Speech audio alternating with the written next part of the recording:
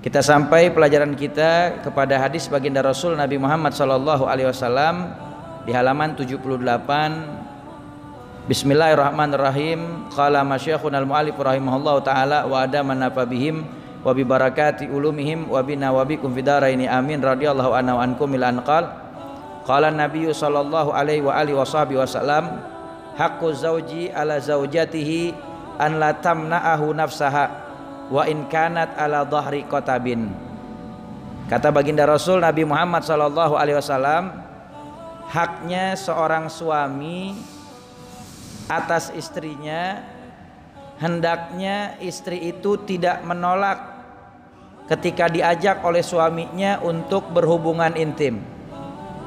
Wa in kanat ala dhahri qatabin, sekalipun sang istri sedang berada di atas kendaraannya.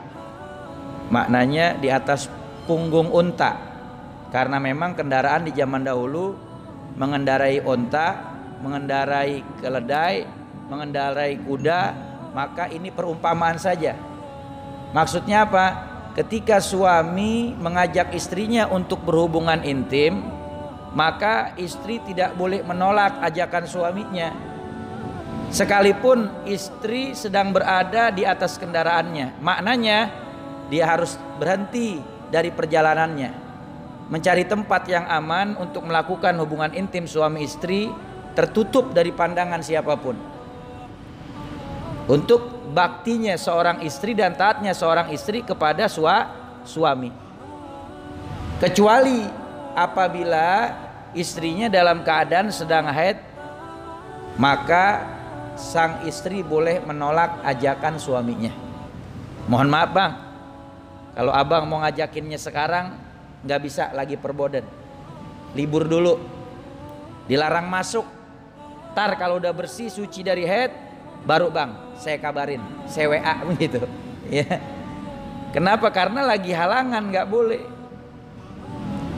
Di dalam Quran, di dalam hadis baginda Rasul Nabi Muhammad SAW sudah jelas.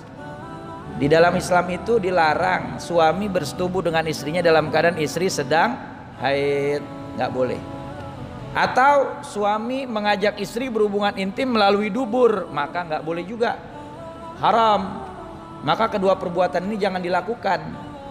Kalau suaminya mengajak istrinya melakukan dua hal ini, satu berjima dengan istrinya saat sedang haid, kedua berjima dengan istrinya melalui dubur, maka istri wajib menolak ajakan suaminya. Karena itu adalah sesuatu yang diharamkan, ajakan yang bermaksiat. Kenapa? Karena dilarang di dalam syariat Allah Subhanahu wa taala, nggak boleh. Ya. Makanya Islam itu mengajarkan ajaran yang indah, bukan sekedar indah saja, tetapi ajaran yang semua ada hikmah dan faedahnya. Kenapa dilarang berhubungan melalui dubur? Karena di situ tempat penyakit. Makanya nggak boleh. Begitu juga ketika istri sedang dalam keadaan haid, ya. Maka kalau diajaknya dalam keadaan dua hal tadi, maka istri wajib untuk menolak suami. Karena di dalam hadis Nabi katakan la ta'ata li makhluqin fi ma'siyatil khaliq. Nggak boleh taat kepada makhluk kalau perintahnya itu adalah bermaksiat kepada Khalik sang pencipta, yaitu Allah Subhanahu wa taala. Tetapi apabila ajakannya suami kepada istri dalam keadaan istri suci dari haid, sudah mandi hadas besar, lalu kemudian juga tidak melakukan hal-hal yang dilarang seperti berjima melalui dubur, maka istri wajib untuk apa? Mentaati perintah suaminya, karena perintahnya halal. Mengajak berjima selama tidak melakukan hal-hal yang dilarang seperti dua hal tadi. Bahkan kata Nabi, wa in kanat ala dhahri qatabin, dikasih perumpamaan tuh, sekalipun berada di atas punggung unta. Maknanya ketika di perjalanan sekalipun, kalau suami ngajakin ibadah hubungan intim atau jima, maka berhenti dulu melipir, ya, nyewa nyewa hotel, ya, biar apa? Biar tersalurkan. Karena boleh halal suami istri, ya gak? Karena kan keinginan hasrat untuk melakukan hubungan jima suami istri itu kan nggak cuman di rumah, kadang-kadang ketika di jalan juga bisa ada timbul hal-hal keinginan seperti itu. Makanya Nabi udah ajarkan, wahai laki-laki, kata Nabi, kalau kalian melihat sesuatu yang ada pada wanita di luar rumah, maka segeralah kembali ke rumahmu, datangi istrimu, karena apa yang ada di perempuan yang kau lihat di luar itu ada pada istrimu di rumah. Itu kalau yang udah nikah enak, ngelihat di luar, buru-buru udah pulang ke rumah, ada istri di rumah. Sama yang di sono di luar yang kita lihat di dalam rumah ada juga modelnya, begitu kan? Tapi yang jomblo bingung dia.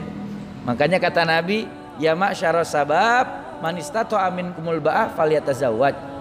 Pemuda-pemudi, kalau udah ada modal buat nikah, buru-buru nikah dah. Kenapa? Fa innahu aghadun lil basar wa ahsanul faraj. Karena dengan menikah itu menjaga pandangan mata dari melihat yang haram, menjaga kemaluan daripada berzina. Tapi Nabi kasih terusannya tuh, waman lam yastati fa alaihi bisawm fa innalahu wija. Siapa yang belum mampu untuk menikah, wahai pemuda-pemudi, maka hendaklah banyak-banyak berpuasa. Kenapa? Karena berpuasa itu dapat mengekang syahwat dan juga mengendalikan nafsu dari maksiat mata dan juga maksiat kemaluan. Anak muda kan syahwatnya gagah, ya gak?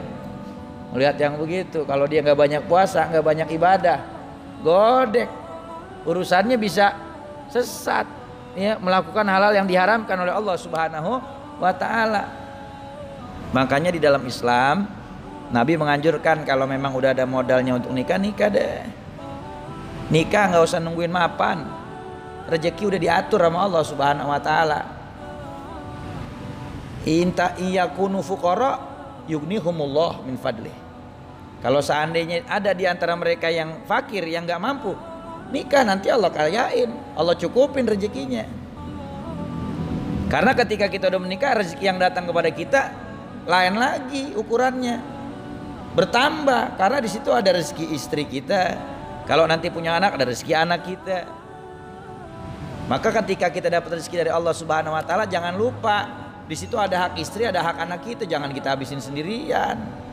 Ini kadang-kadang kan laki sekarang begitu, dapat rezeki dari Allah Subhanahu wa Ta'ala dihabisin sendiri-sendiri, bini kagak dibagi, anak kagak dibagi, ama bini ama anak sendiri pelit, ama anak bini orang baik, orang sono, bukan orang sini, bukan, cuman kata orang sono pindahan dari sini. Ya Allah, jangan ya, rezeki udah ada yang ngaturin. Makanya itulah kewajiban seorang istri terhadap suami. Jadi maknanya itu luas, bukan berarti cuma sekedar di atas punggung onta. Maknanya ketika istri di rumah lagi ngepel, lagi nyapu, lagi masak, lagi bebenah, kalau laki udah ngodein, mah ayo kita isi pulsa. Misal kan mungkin ada anak-anak di sekitar, iya gak? Kalau pakai bahasa yang frontal kan nanti anak-anak jadi denger. Pakai bahasa kode aja, kode. Mah, ikut papa dulu yuk ke kamar. Mau ngapain sih pak? Isi pulsa bentar. Begitu. Ya. Itu mesti tuh, selama tidak dalam sedang keadaan haid dan tidak mengajak melakukan yang haram seperti berjima melalui dubur, maka kalau yang diajakinnya itu sesuatu yang halal, kerjakan. Dan itu kewajiban, nggak boleh nolak. Kalau ditolak bagaimana Ustaz hukumnya? Itu istri akan mendapat laknat Allah, mendapat laknat semua malaikat Allah Subhanahu wa Ta'ala. Di dalam hadis Nabi, hatta tatuba, sampai dia bertobat kepada Allah. Dalam riwayat lain dikatakan hatta tarda zaujuha, sampai ridho suaminya. Tuh nggak boleh sembarangan. Ini kadang-kadang kan banyak yang ketika diajakin hubungan intim suami istri, istri suka entar-entarin. Ntar dulu bang, ntar deh bang, iya ntar deh bang, tungguin bang, ntar saya kesono bang. Tahu-taunya kagak, sampai ketiduran, sampai pules. Lah dosa tuh. Ya, nggak boleh, kewajiban. Jangan. Kenapa? Karena ketika seorang laki-laki, ketika suami dia mengajak istrinya berhubungan intim atau berjima, ketika ditunda atau dientar-entarin, pada saat keinginan itu hilang, setan akan masuk ke dalam pikiran laki-laki tersebut sehingga akan mempengaruhinya untuk melakukan hal-hal yang diharamkan oleh Allah Subhanahu wa Ta'ala. Na'udzubillah min dzalik. Ya. Makanya kalau seandainya ada suami yang melakukan hal-hal yang diharamkan oleh Allah Subhanahu wa taala, maka istri harus banyak introspeksi diri. Kira-kira selama ini sudah menjalankan kewajibannya belum? Sebagai seorang istri taat kepada suami untuk memberikan kewajibannya, ya. Ketika dia diajak oleh suaminya berhubungan intim. Begitu juga sebaliknya. Ketika menjadi suami, suami juga mesti introspeksi diri. Sudah belum memberikan kewajibannya kepada istri? Manusia kan rupa-rupa modelnya. Ada suami yang sama bini urusan dunia, urusan duit, urusan harta, loman, dikasih terus. Tapi urusan nafkah batinnya nggak dikasih-kasih. Sebulan, 2 bulan, 3 bulan, 4 bulan. Di dalam fikih diterangkan perempuan itu paling kuat menahan dirinya untuk sabar dari melakukan hubungan intim itu 4 bulan. Lebih dari 4 bulan godek juga dia. Beda kalau laki. Kalau laki baru sebentaran syahwat naik. Kalau dia nggak kembali ke jalan Allah Subhanahu wa taala atau dia dapatkan sesuatu yang dia inginkan, maka dia bisa akan menyimpang dari jalannya. Nggak bisa tuh kalau orang laki. Beda. Kalau orang perempuan dia masih kuat sabar 4 bulan. Kalau laki, ya paham dah yang orang laki. Makanya kita mesti banyak-banyak deketin diri sama Allah Subhanahu wa taala. Ya, banyakin ibadah. Nasihat buat yang belum menikah apalagi tuh, ya, dikuatkan lagi ibadahnya. Kalau buat yang udah nikah, tinggal bagaimana bermuamalah atau berkomunikasi yang baik dengan pasangannya, sehingga pasangan juga saling memberikan hak dan kewajibannya masing-masing. Jadi jangan sebagai seorang suami hanya menuntut haknya saja dari istrinya, tapi dia nggak mau memberikan haknya istri kepada dirinya. Nggak boleh. Istri juga nggak boleh begitu, cuma nuntut haknya saja kepada suami, tapi nggak memberikan haknya suami. Maka nggak boleh juga. Harus saling memberikan kewajiban dan haknya masing-masing. Ya, haknya diberikan, kewajibannya dijalankan. Maka insya Allah rumah tangga akan berjalan dengan apa yang diinginkan, sakinah mawaddah warahmah. Wa an la tasuma yauman wahidan illa bi'izni ilal faridah. Dan seorang istri tidak boleh dia berpuasa 1 hari sekalipun ketika di rumahnya ada suaminya tanpa seizin suami kecuali puasa fardu. Tuh perhatikan. Kata Nabi Muhammad SAW, wa an la tasuma yauman wahidan illa bi'izni ilal faridah. Dan seorang istri tidak boleh berpuasa walau sehari pun ketika suaminya sedang berada di rumah bersamanya tanpa seizin suaminya, kecuali apabila puasa yang dilakukan istri adalah puasa yang wajib. Puasa Ramadan, maka dia wajib puasa. Kalau suami ngajakin berhubungan intim, bilangin, bang, puasa Ramadan wajib bang. Ntar beduk maghrib baru kita, begitu kan, begitu baru kita gaspol kan begitu. Ya, kalau belum puasa duluan nih, Ramadan nih. Ya, tapi kalau seandainya bukan puasa Ramadan, seperti misalnya puasa sunnah Senin Kemis, atau puasa Nabi Allah Daud, atau puasa Ayyamul Bid, itu puasa-puasa sunnah. Kalau suami ngajakin, maka batalin puasanya. Wajib mengikuti ajakan suami, perintah tuh. Tapi di sini kata Nabi udah kasih tuh larangan. Istri kalau suaminya ada di rumah, kalau dia mau puasa sunnah mesti izin dulu sama suaminya.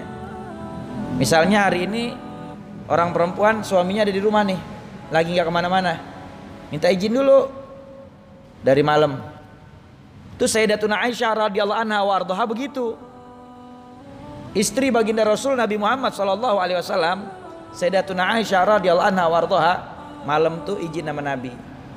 Ya Rasul, kira-kira besok ada hajat gak kira-kira? Kalau bahasa kitanya, kalau saya izin besok puasa sunnah kira-kira boleh gak? Begitu. Nabi bilang, ya Aisyah, apa yang menjadi kecintaanmu adalah kecintaanku, maka kerjakan apa yang kau inginkan dan kau cintai. Diizinin sama Nabi puasa. Kalau Nabi gak izinin, gak puasa sunnah. Sama Rasulullah juga begitu. Datang waktu malam, Dia bisikin istrinya Sayyidatuna Aisyah, "Wahai istriku Aisyah, adakah malam ini engkau ingin berdekapan erat denganku?" Ini bahasa halusnya begitu. Kalau sekiranya memang tidak, maka aku ingin mendekat kepada Allah Subhanahu wa taala. Akhirnya Sayyidatuna Aisyah bilang, "Apa yang menjadi kecintaanmu itu juga menjadi kecintaanku. Apa yang menjadi kesenanganmu adalah kesenanganku. Maka lakukan apa yang menyenangkanmu ya Rasulullah." Rasulullah sholat malam tahajud hatta sampai datangnya waktu fajar. Sampai ketika sahabat Bilal bin Rabah azan, Rasulullah masih di dalam sujudnya. Lalu kemudian Sayyidatuna Aisyah mengingatkan, "Ya Rasul, azan Bilal. Bilal udah azan ya Rasul, masuk waktu subuh." Nabi menyelesaikan sholatnya. Nabi itu sepanjang malam sholat tahajud hatta yatawarroma qadamah, sampai kakinya pecah-pecah, bengkak-bengkak. Min tuli qiyami, karena saking lamanya berdiri ketika sholat sunnahnya. Makanya kalau sholat sunnah di waktu malam itu disunahkan untuk panjangin bacaan Qur'annya berdirinya. Tapi kalau sholat sunnahnya di waktu siang, sunnahnya dilamakan sujudnya. Tuh, ya, begitu. Jadi Sayyidatuna Aisyah izin dulu sama Nabi. Kalau seandainya suaminya ada di rumah kita, maka istri mesti izin kalau mau puasa sunnah. Tapi kalau seandainya suami nggak ada di rumah, boleh istri nggak pakai izin lagi mau puasa sunnah, ya. Fa in fa'alat athimat walam yutaqabbal minha.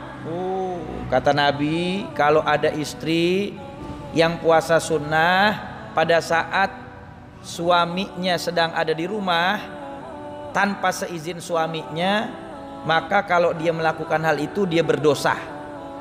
Istri itu berdosa dan puasanya tidak diterima oleh Allah Subhanahu wa taala. Rugi apa enggak? Puasa iya, tapi puasanya enggak diterima. Dosa lagi. Puasa sunnah ada suami nggak boleh. Takutnya suaminya pengen tengah hari ngajakin hubungan intim. Makanya izin dulu kalau memang mau ngerjain puasa sunnah. Ada yang nanya, "Ustadz, kalau saya boleh gak puasa sunnah? Tapi saya belum punya suami, saya izinnya sama siapa?" Ya, memang orang aneh-aneh kadang-kadang kalau nanya di media sosial. Ada yang nanya begitu. Ya saya bilang, ya mau ngapain izin, orang belum punya suami, ya puasa sunnah aja, ya. Wa an la tu'ti min baiti syai'an illa biiznih. Dan istri tidak boleh memberi sesuatu apapun dari rumah suaminya kepada fakir miskin tanpa seizin suaminya. Fa in fa'alat kana lahul ajru wa kana 'alaihal wizru. Dan kalau seandainya istri memberi seseorang, apakah fakir atau miskin, dari harta suaminya tanpa seizin suaminya, maka sang suami dapat pahala, tapi istri tetap dapat dosa karena memberikan sesuatu tanpa seizin suaminya. Nggak boleh. Apalagi yang bungkus-bungkusin barang dari dalam rumah suami tanpa seizin, lempar ke rumah sono, lempar ke rumah sini, dosa tuh. Nggak boleh. Kudu izin.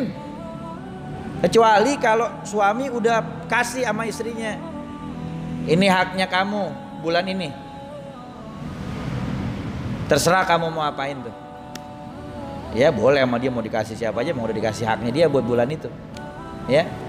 Tapi kalau memang dia hanya diamanatkan untuk menyimpan atau sesuatu yang ada di rumahnya lalu kemudian diberikan kepada orang lain, apakah kepada fakir atau kepada orang miskin atau kepada orang yang membutuhkan, sekalipun itu sedekah, kalau nggak izin suami, suaminya tetap dapat pahala karena memang itu hartanya suami, istrinya tetap dapat dosa. Jelas ya? Wa an la takhruja min baitihi illa biizni. Nah, ini kalau dari hadis yang barusan, padahal Nabi itu ngasih taunya 14 abad yang lalu. Tapi korelasinya nyambung ke zaman sekarang. Suami nyari duit, dapat duit dikirim ke bini, suruh dijagain, itu amanah dipergunakan untuk keperluan rumah tangga. Dibagi-bagi, namanya berondong. Ya, korelasinya masuk gak? Memberi sesuatu dari harta suaminya kepada orang lain tanpa seizin suaminya. Tapi apa yang diberikan itu suami tetap dapat pahala, istri dapat dosa. Kenapa? Karena mengambil dari harta suami tanpa seizin suaminya. Walaupun buat nyumbang, buat sedekah dan lain sebagainya. Paham ya? Jadi kasih tahu kepada istri-istrinya di rumah biar paham tuh apa yang menjadi hak-hak dan kewajibannya.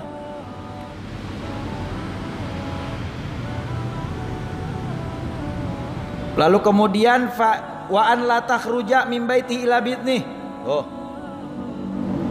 Wa an la takhruja min baiti ila bitni. Tidak boleh seorang istri keluar dari rumahnya tanpa izin suaminya.